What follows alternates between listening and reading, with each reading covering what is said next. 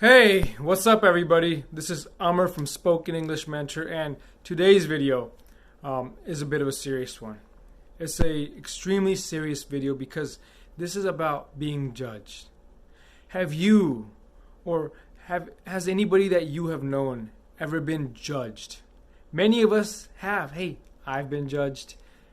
People are being judged every day. But being judged, what does that mean? What happens when you're being judged? Do you feel nervous? Many people tell me, hey, I feel nervous when I'm being judged. My hands are shaking. Why are they staring at me? Why are they judging me? They just stand there and they judge me. When I'm speaking, when I'm giving a presentation, I'm being judged. People are looking at me like, hey, why aren't you doing better? Why shouldn't you do this? And the whole time, all that goes through my brain is, what if I make a mistake? What if I say something wrong? Oh, I should have said this. I should have said that. So, have you ever been in a position where you have a presentation, whether it's for school, college, uni, or if it's for an interview, or let's say you are presenting for whatever reason, for a job, right? Comment below right now. Make a comment. Let us know if you've been there. And during that presentation, were you thinking, hey, what's the audience going to think? What if I make a mistake? Were you nervous? Were you worried about what they were going to think? Were you worried that you were going to make a mistake? Even afterwards, let's say you did great, right? Let's say you did great, which I feel, many of you may have done great, right? Let's say you did great. Even after that, did you get told, that you did great and you still were thinking, no, I could have done better? I should have done better. I messed up here. Oh, I made a mistake here. After doing it, do you correct yourself saying, oh, I made this mistake, I made this mistake, I made this mistake, and then you judge, and then you feel like you're being judged more? I want to ask you, if this is you, do you think maybe you might be judging yourself? You see, let me explain this. What happens many times is that in these presentations, how do we know what other people are thinking? I have no idea what you're thinking. Do you have any idea what I'm thinking? So when I sit in a presentation, I'm not judging anybody. I'm just looking like, wow, okay, what is going on in this presentation? And for all we know, the whole crowd might be thinking that way.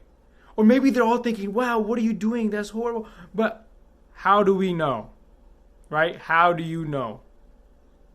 Is there any way to magically find out what they're thinking? So then why do we assume? Why do people assume that they're judging me? I'm being judged. Do you assume this, that, hey, I'm being judged? And second, that's one point. We don't know what people are thinking, correct? Nobody's a mind reader, correct? Okay, so second point. You have to think, presentations, why do we give presentations? To present something, right? Okay, yes, it could be a topic for class, it could be something for work, it could be you're presenting some type of project, you went and did a project, you have a proposal, you're presenting it for work. But I want to ask you, who is the presentation for? See, many of the answers I get, and let me know if this is you. Oh, I'm presenting for my class, presenting for the teacher. I'm presenting for, my boss, the other employees. I'm presenting for this group of people, whatever it is, right? And I want to tell you, no, you're not. Now you might be looking at me like, okay, what are you talking about? What is this guy saying? So allow me to explain on my end. You don't present for anyone but yourself. There's one exception.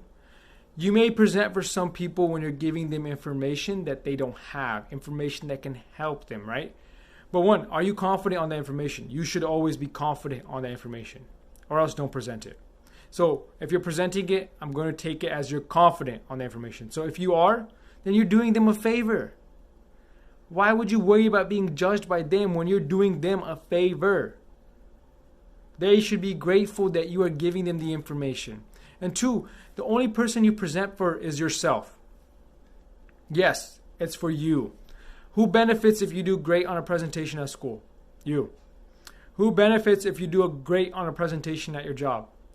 Yeah, your coworkers, but you. Yes, you, right? It's not like you do a presentation at work and you do great and all of a sudden, no, that was horrible. No, you did great. Ultimately, the point is, if you are doing well in your life, everybody around you is going to do well. You are impacting everyone's life. So when you're presenting for yourself. The presentation you want to give has a meaning. You want to give some information. That information is valuable. I want you to know, yes, it is. If you're presenting something, it's valuable. Concentrate on the value you're delivering, not what other people might believe of it. Because if it's a presentation where you're giving information, you're doing people a favor. If it's a presentation just for some topic that people already know of, whatever it is, then you're doing it for yourself. Either way, you're doing it for yourself and for others, or just yourself. And all of us, we all make mistakes. So if you make a minor mistake here and there, it happens. So you see, prepare yourself for it. And the thing is, you shouldn't look at it as a mistake. You did something wrong. When you go over your presentation afterwards, oh, I did this wrong, Do any of us ask us, like when you're doing a presentation, let's say there's an acronym, FAIL. First, FAIL. There's an acronym, right? FAIL. First attempt in learning. The first, maybe even the second. But here's the thing. I want to ask you, do you ever think during a presentation, instead of saying, what if I do something wrong? What if I do something right? Does that ever pop up? No? If the answer is no, why not? So when you do your presentation, when you're done with it, why not look at the good things you've done? Okay, here's a good way to critique yourself. Okay, I did this great. I did this well. Yes. Oh, yes, Amr, you were amazing here. I can improve here. I can do better here. Let me work on this and I'll do better next time. How much better does that sound than, okay, I did this wrong. I did that wrong. I made that mistake. Which one do you like better? The first option, yes. How can I improve? I did great. I can do better here. How can I do better here? Why not just use that then? So, you see, we're all going to fail. I have failed many times. You have failed many times. Everyone you know has failed multiple times. That's a part of life. Failures, we don't become our failures. We grow out of them. We learn from them. We get better. That's how you evolve. So what I want to ask you is, do you fear your failure so much that you allow it to take control of you? Or are you going to be someone that masters it and just really does what you need to do and wins?